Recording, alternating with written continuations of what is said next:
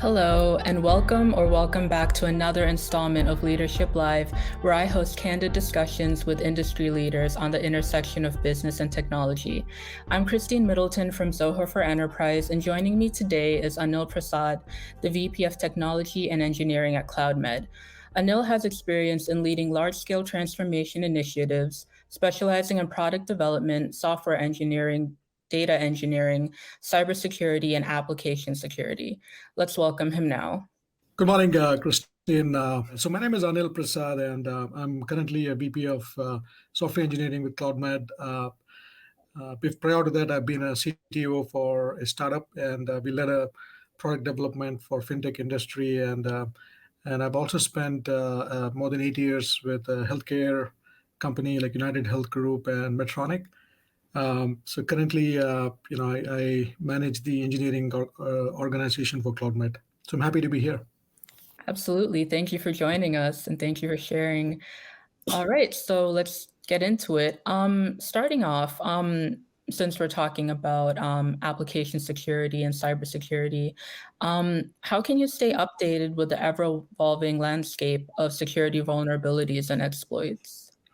Yeah, it's a great question, Christine. I think one thing we all struggle to be informed about the latest threats we have, right? So a couple Right. of things one could look at is one is I subscribe to a security mailing list, for example, Mm. the common vulnerabilities and exposures (CVE) list that basically lists all the industry-wide vulnerabilities, and sometimes I also subscribe to a vendor-specific list where I receive timely updates on any vulnerabilities, DDoS attacks.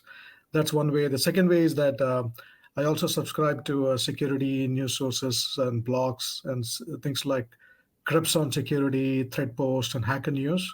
So Hacker News gives you a latest list of what's happening in the industry across different sectors. And then I also attend conferences like DEF CON, RSA, and then Black Hat. And then sometimes, my team uses a online vulnerability database, things like NVD, National Vulnerability Databases, to search for latest vulnerabilities and track down. And then we also engage across different professionals, and in forums like Stack Overflow, Reddit's NetSec is a good one, uh, Mm. and then a few other security community sites. And then networking with peers is important. Mhm. We do that all the time with security professionals. Building that strong, cohesive network is important to stay up to date. Some of the other things is like Google Alerts. Configure Google Alerts for specific keywords related to software and vulnerabilities to receive email. And then you could subscribe to RSS feeds, Mm. follow the RSS feeds from security related websites, follow social media, monitor social media, read security publications on security focus and CSO online. So that gives you more emerging threats and vulnerabilities. And then the last one I can think of is joining a bug bounty program, which is basically signing up for a bug bounty platform like HackerOne and Bug Crowd. So that gives you a latest updates on newly discovered vulnerabilities and security research. So these are some of the ways I can think for one to be up to date on the latest trends and emerging trends in security. Right, absolutely. That's very insightful. Like, I did not know that there were lists that you can actually join. Are these lists like readily available? Like, can Yeah, anybody access them? yeah, it's publicly available for Okay. anyone to subscribe, and yeah, I would encourage everyone to look at it. And I'm happy to share some details with you later, and you can share that with the audience. It's publicly, a public platform for everyone to join and subscribe. Perfect. That sounds amazing. Thank you for that. Um, the next question is, what are the current trends in securing remote and distributed applications in the era of remote work and cloud computing? Oh yeah, this is one of the things that comes up very often, not only from the enterprise and corporate compliance teams and legal teams, but also from our external customers who use our platform, and we also use their data for mining, right? So securing remote and distributed application in this current era of remote work and cloud computing is evolving and emerging. So it's important to note that the security landscape is constantly changing. But Right. some of the ways I can think of and we use is one is zero trust security. That's a Hmm. tool we use here at Cloudmed. It's a fundamental shift in security strategy that assumes basically no trust across network and outside network. It Okay. emphasizes things like identity verification, having MFA, for example, when you Right. log in, having some kind of least privilege access to all the users, internal, external, and then continuously monitoring for any user events, security events, implementing zero trust models like Beyond Corp, uh, Mm. framework from Google that's gaining very high popularity, right? So that's something we look at. How could we leverage the framework like Beyond Corp from Google into our environment? The second part is around cloud native because we are a completely cloud native shop. So therefore, cloud native security is very important because all of the applications are hosted and running on cloud. So Mm. therefore, security measures have to be adapted to fit in the cloud native environment. So we Right. use technologies like CASIP, like cloud access security brokers. We also use cloud security posture management tools, and then we also use some serverless security solutions. So all this is available within native to the cloud. The third thing I can think of is very popular is SASE. It stands for Secure Access Service Edge.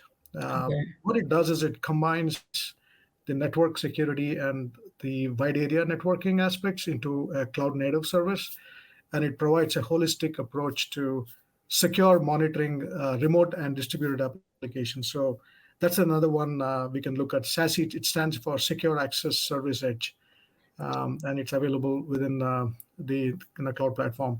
Multi-factor authentication, as I called out, is another one. It's a very critical component for remote application security. Yeah.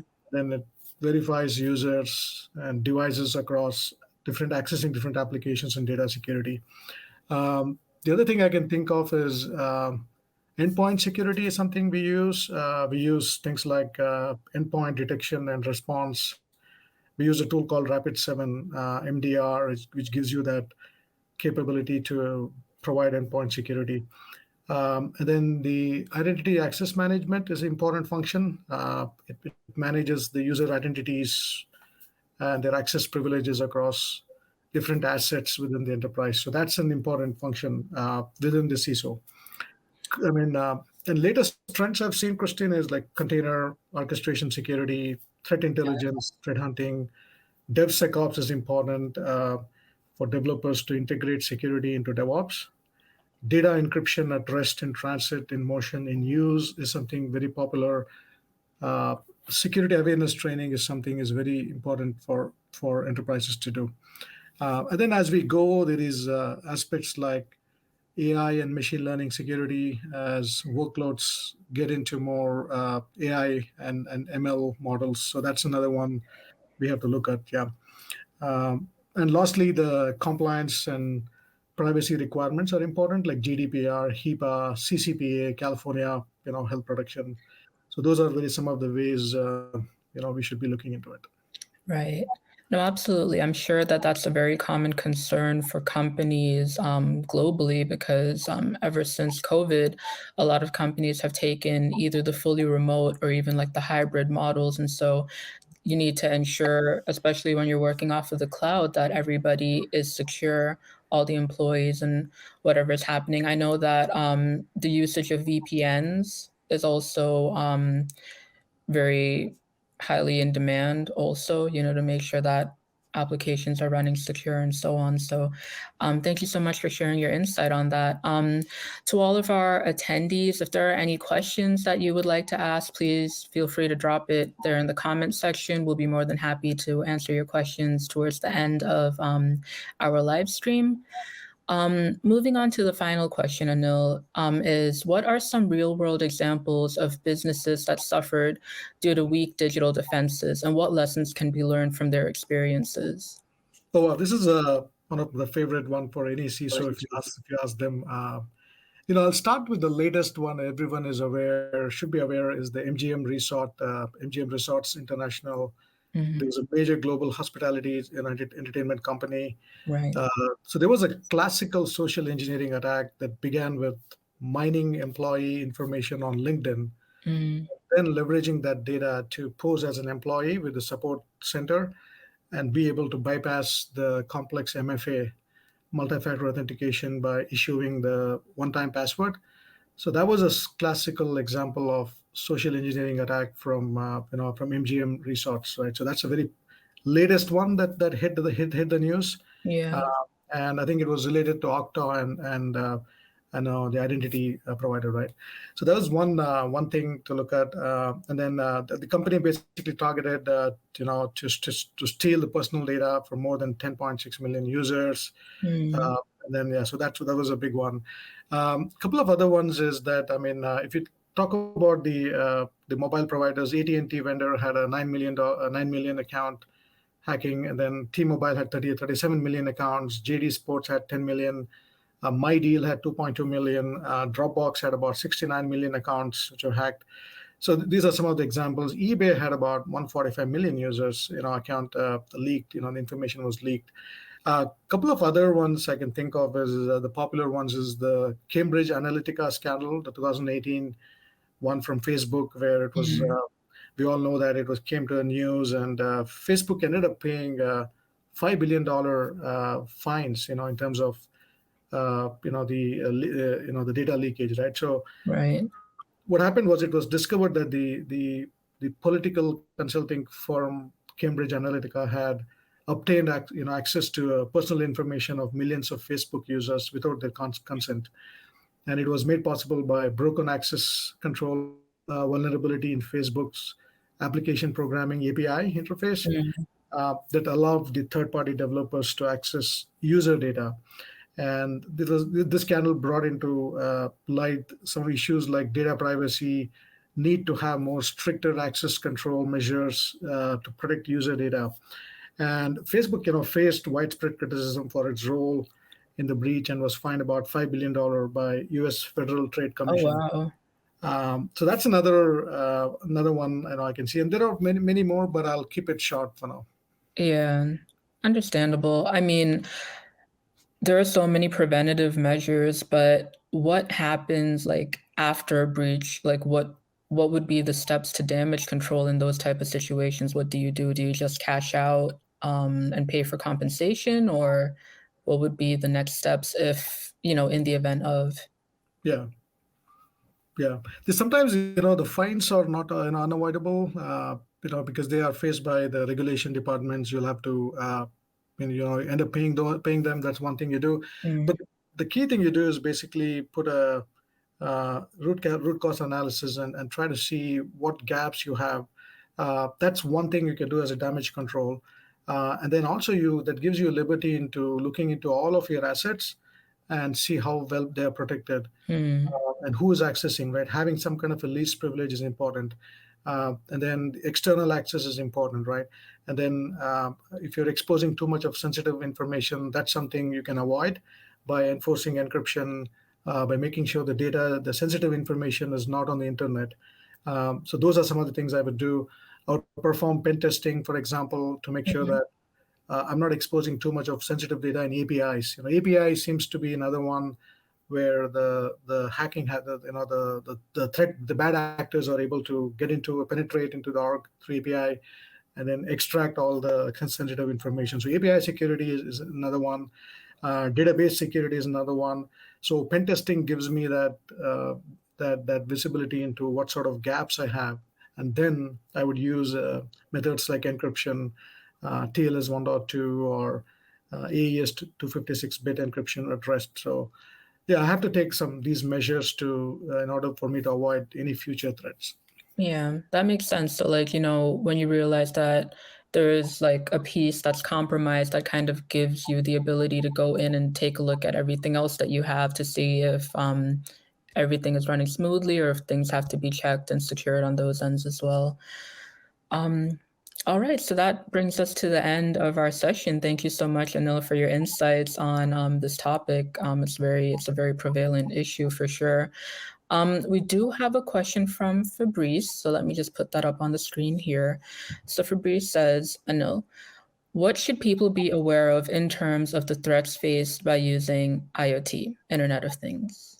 Yeah, that's. I've not worked a lot on IoT, to be honest with you, but what I can speak is, if I just leave alone the IoT, which where I've not worked on much, right? So once you get the data into an environment, so that is where I can speak to, correct?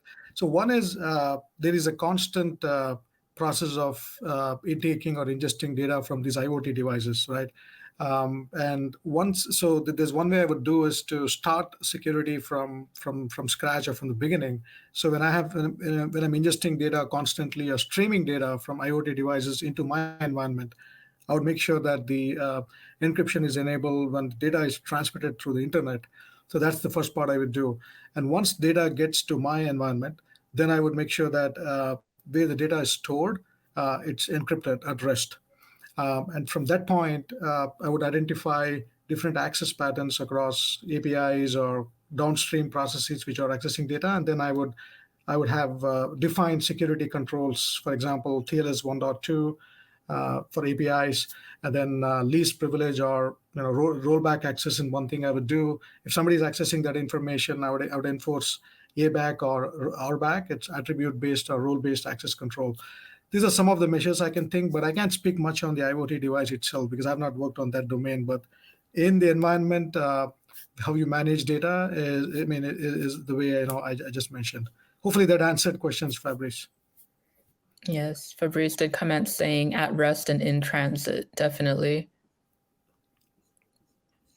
All right, so I'll leave the chat open for a little while longer. If in case there are any other questions that anybody has, please feel free to drop them in here. We're more than happy to answer them for you. All